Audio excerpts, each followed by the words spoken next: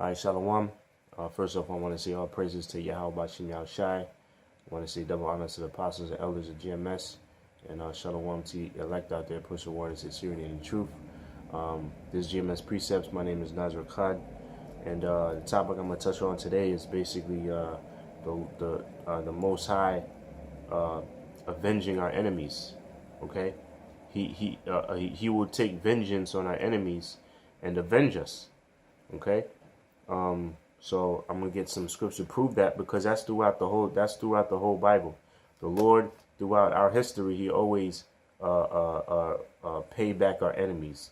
Any nation that did wrong to His people, the Most High dealt with them. And America and the people of Edom and the other nations are no different. The Most High, and we're approaching that time now. And as you can see, the prophecies rolling on a daily basis. You can see that the Most High is getting ready to judge this place, America, according to prophecy and according to all the news that you see on a weekend or on a daily basis.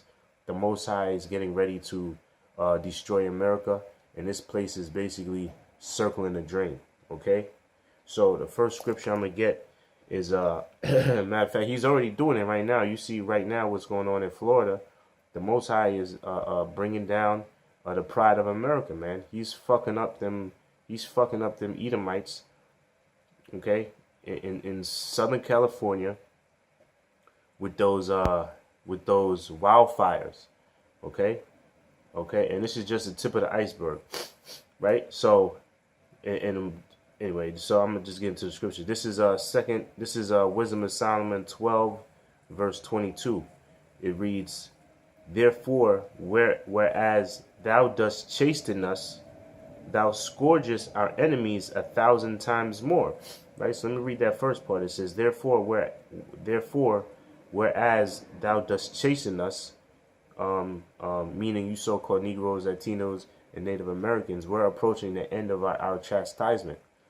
Okay? We've been under subjection in this captivity for a little bit, around 400 to 500 years, ever since Esau came back into power, right? But right now we're approaching the end of that punishment, or the end of that chastisement. Okay, and then it says, "Therefore, whereas thou dost chasten us," okay, because we're under subjection now, we're under captivity now as a punishment for not following the law, statute, commandments that He gave us. And He told us through the hand of Moses, through the words of Moses, going back to Deuteronomy, the 28th chapter, what will happen if you don't follow these laws and statutes that I set out for you. And He was talking to the Israelites. And part of that was that we would serve our enemies, going back to Deuteronomy 28, I believe it's the 40th, actually the whole verse, man. And we're going through all of those right now. Okay? So it says, "Therefore, whereas thou dost chasten us, thou scourgest our enemies 1,000 times more." And that's throughout all the scriptures, man.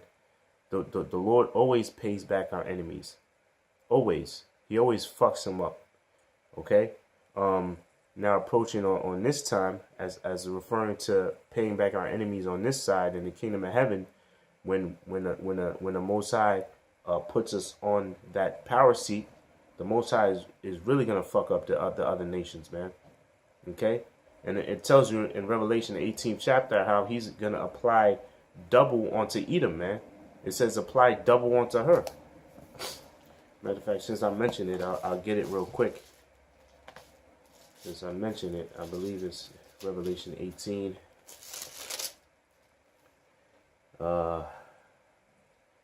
What is it? The 5th? I'll start at 5. This is Revelation 18 and 5. It says, "For her sins have reached unto heaven, and the Most High hath remembered her iniquities." Right? It says, you see, it says, for her sins have reached unto heaven, man.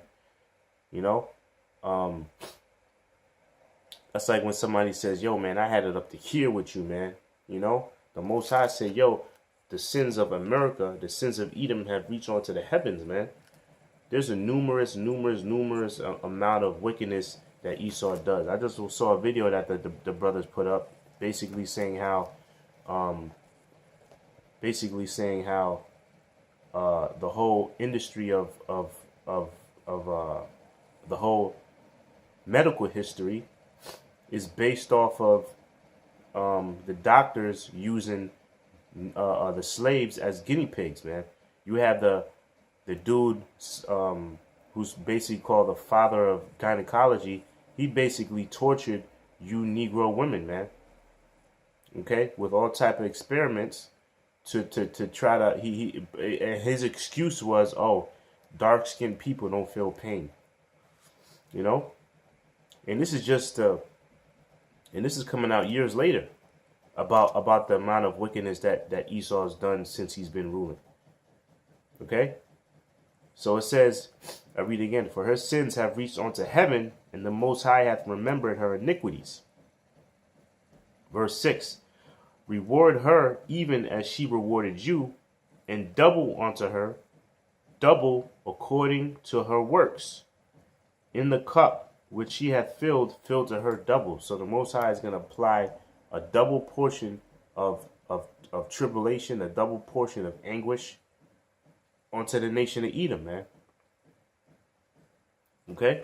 So going back to Wisdom of Solomon 12 and 22, it says, therefore, wherefore thou dost chasten us, thou scourgest our enemies 1,000 times more. Excuse me. It says, to the intent that when we judge, we should carefully think of thy goodness. And that's what I always try to say. I always make a point to mention, as an Israelite, you should really thank the heavens. You should really thank the Most High that you're an Israelite, man. Because right now, it's a bad thing to be an Israelite. It's a good thing to be an Edomite. But we're approaching that time where it's going to be a bad thing to be Edomite. And that's in the kingdom of heaven. Because all the other nations are going to look down on you, man. Okay? Because you're going to be you're going to return to your natural state, which is the basis of men. Okay? So for somebody to be an Israelite, they should rejoice. They should thank the Most High every time they wake up. Okay? All right? Because we're approaching that time where it's not going to be a cool thing to be Edomite anymore. Okay? So let me get the other scripture there. Other scripture I wanted to get was the second, was it Ezra's? Real quick. This is Ezra's 15, verse 56. It says, like as thou hast done unto my chosen, saith the Lord. And who's the chosen? If you go into the word chosen, it goes back to the Greek word eklektos, which means elect, or which eklektos, which means chosen or picked out. Which goes back to, and that word eklektos goes back to the Hebrew word bakayar, or bakar, which means chosen, elect, picked out. You know? All right? So who is picked out, or who is a chosen a nation on the planet Earth is the nation of Israel. Okay? Who is the chosen? Matter of fact, real quick, guys. This is Isaiah 40, real quick. This is Isaiah 44 and 1. Yet, now hear, O Jacob, my servant, and Israel, whom I have chosen. In case anybody wants to get cute. All right?